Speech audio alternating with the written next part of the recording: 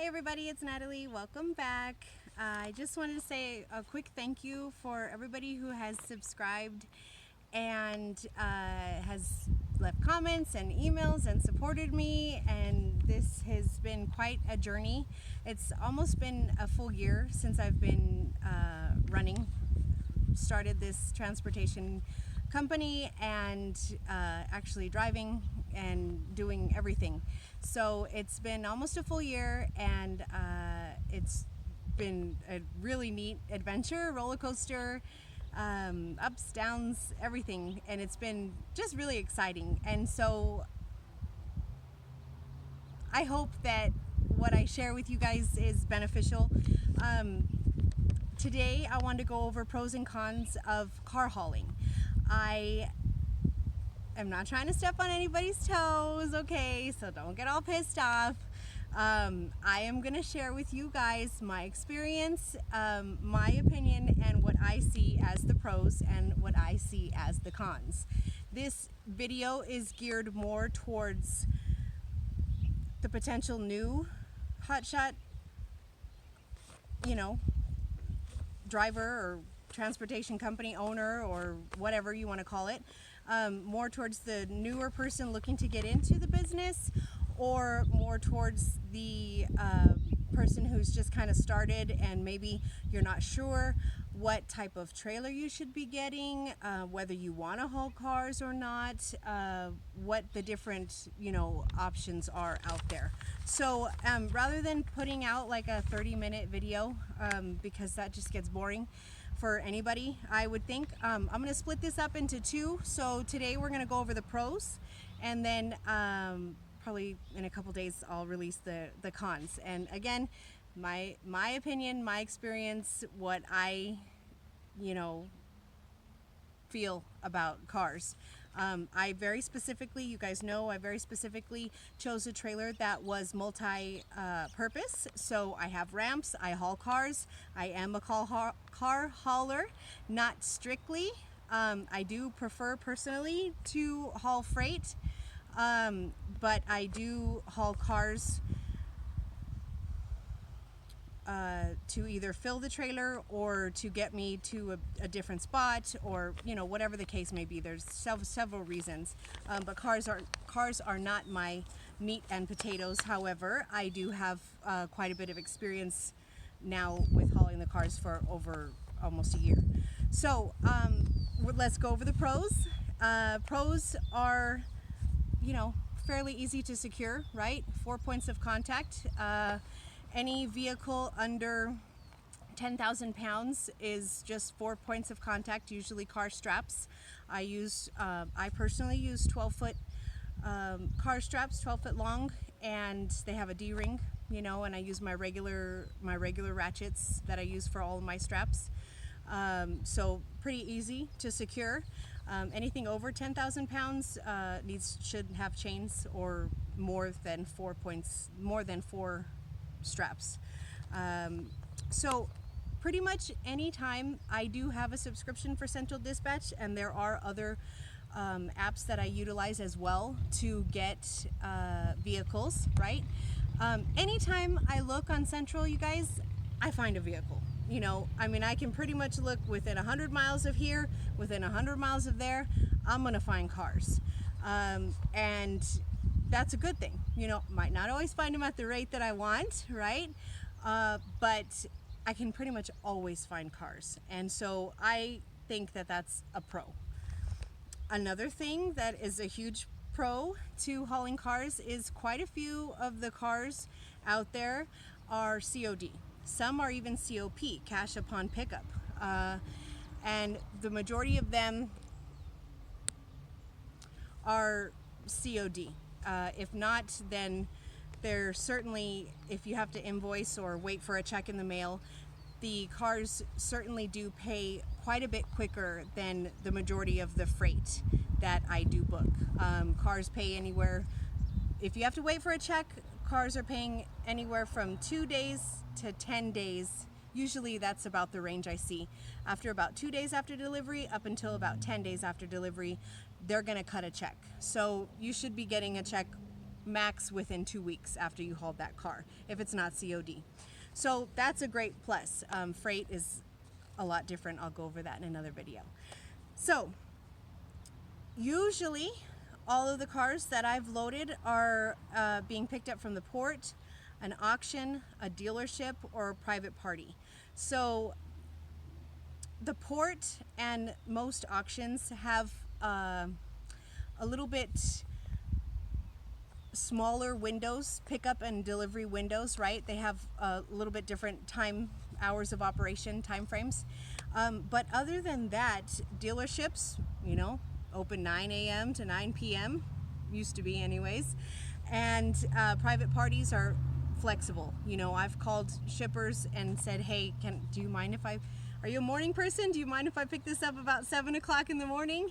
And it's not a problem. Or same thing, you know, do you mind if I drop this off after dinner time, maybe 6, 7 p.m. tonight? I can make it and I can get you your car tonight, you know, and pretty flexible as well with the private parties. So that's really nice. Also, weekend pickup and drop off are usually available when it comes to cars. Dealerships are open Saturdays and Sundays, private parties as well.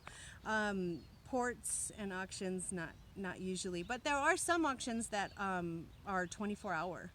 I've come across, not the auction is not open 24-hour, but you can drop off 24 hours. So that's kind of neat. So there are some with a little bit different, you know, scheduling. Pretty easy. It's pretty easy to book cars. You know, brokers, I kind of feel like, I'm not a broker. I don't know. This is just my thought, my feeling. But car brokers work on quantity, not so much quality. So they are looking to move as many cars as they possibly can within the shortest amount of time. There's not a lot of meat on the bone when it comes to, you know, these brokers getting a lot of money sometimes on these car loads. So, I mean, I've seen them make 25 bucks off of moving one car. I mean, that's pretty low, you know, but then I've also seen hundreds of dollars on one car. So the range is very big, but sometimes I think with these car brokers, they have to move quantity because there's not as much meat on the bone. So, but it is fairly easy to book cars. You know, I have some apps, Super Dispatch. I mean, once that load is posted, I can book it now. You know, as soon as it's posted, it sends me a notification. I can say book it now if I'm okay with that rate, or I can, you know, put a different rate if I want, you know, a little bit more. I say I can haul it for this much, then that's great. So pretty easy to book cars. It's pretty cut and dry.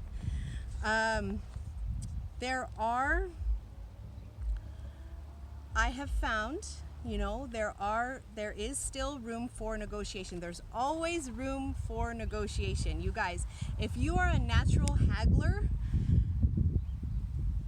booking your own freight is going to be wonderful, because if you like to yard sale, okay, which I do. So, I am just a natural haggler. I'm just a natural, I can just talk and yap and say, well, you know, can you do this? Can you do that? You know, I can do this time frame. I can get it there this quickly, you know, and can you throw a little bit more on that? So there's always room for negotiation as far as the price. With cars, the room that I find, the space that I find for negotiation is sometimes a lot smaller than what I would like, and sometimes you get a little extra money and sometimes you don't, and you know, and it is what it is. But always be trying, okay? Don't just settle for the posted price. Don't just settle for the posted price, okay? That's my opinion. Also, brokers will catch themselves in a bind. You know, a lot of brokers, they don't know the areas. Sometimes they don't know the areas that they're looking to move a vehicle, and then it gets down to the line and the wire, and they're like, shit, you know, I've had this car posted for 5 days, why can't I get it booked? And then they're, you know, they'll start putting more money on it, or be more willing to negotiate a higher price to get the car covered and moved. So always try and negotiate. That's what I try and do. Okay, loading and unloading with vehicles, very quick, very easy, very simple. Unless you have a 4-car wedge and it's fully loaded with 4 cars and you have to get the car way in the front, then you got to unload 4 cars to get 1 car. But other than that, the loading and unloading is fairly easy, cut and dry. You know, pull out your ramps, you know, you get it on, you get your SECUREMENT, strap it down, double check everything, take lots of pictures. I will say that. Tips. I've gotten probably 4 or 5 tips this year from people whose vehicles I have transported for them. Mostly all private parties actually. And it is a service, you know, it is a service. And even though it's just like going to a restaurant, you know, even though you pay for your meal, you were serviced by your waiter or your waitress, and sometimes tips are great and sometimes they're not, and sometimes they don't exist and sometimes they do, but it is a service, so I think a lot of people still see it that way, you know. And I have gotten some tips, which is very nice. Also direct customers, you know, how many, you guys just think about it, in your area, in your hometown, wherever you drive around your daily circle or whatever, how many body shops do you pass? How many mechanic shops do you pass? How many transmission shops do you pass? How many dealerships do you pass? Small mom and pop corner dealerships, or the big ones, you know, the big Toyota dealership, the big Honda dealership, you know, how many do you pass? Cars are huge and they're everywhere. And it's everything from purchasing a brand new car, purchasing a used car, getting your car fixed, your car got into an accident and needs to be repaired via the body, the engine, whatever. All of those places need cars moved from point A to point B. And so when it comes down to getting direct customers, just in probably a 5-mile radius from your house, there are probably, who knows, 20, you know, in most metropolitan areas, probably at least 20 different shops that you could go with your truck and trailer, you know, and go down there and say, hey, you know what, here's my card, this is what I do, I haul cars, this is the area that I run, you guys need something moved, you give me a call, whatever, you know. So direct customers, I would say probably pretty easy to find when it comes to cars. Low cost for vehicle securement, you guys, that's a pro. I think I pay under $5 for my straps, my car straps, and I have 12-footers because I tend to haul a lot of big trucks, some of them with really beefy tires. So if I go with a 12-foot strap, I never ever am short on strap. So that's what I do. It's just easy for me, and they're really inexpensive, you know, $5. So that's also a pro, right? Another huge one is hardly any appointment times. You will come across, if you have to go into a port to pick up a vehicle or drop off a vehicle at the port, I would always say call ahead, you know, because you never know.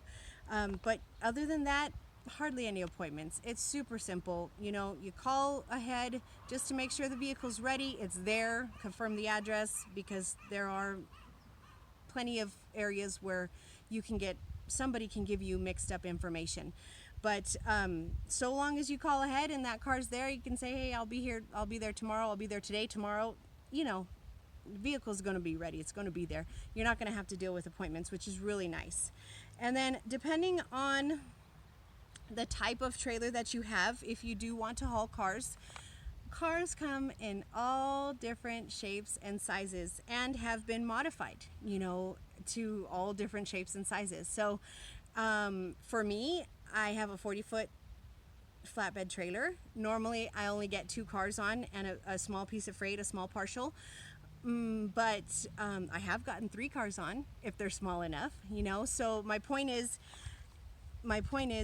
you know, doesn't matter what size trailer you have, there's a lot of flexibility with vehicles. You can haul, you know, 3 or 4 Fiats or 2 big trucks, you know. So you can always, usually, if you have the time and the patience, you can usually find vehicles to go on your run that will fill up the entire length of your trailer, so you maximize your profit. You're not running your trailer with a little bit of space still left to fill, right? So that is also a pro.